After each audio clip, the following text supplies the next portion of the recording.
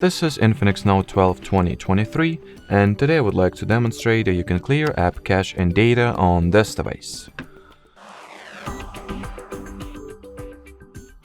So first step is to launch settings, then find and open the apps category, or if I'm not mistaken it is called app management. Yep, here it is.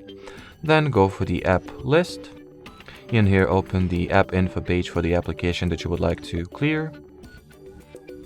Then go for the storage or storage and cache, and if you would like to clear the cache only, just go for the clear cache option. If you would like to remove all user data, go for the clear storage and OK. And as you can see, there is neither user data nor cache left for the Google Play Store app. Alrighty, so that will be it for this video, guys. Thanks for watching and bye bye.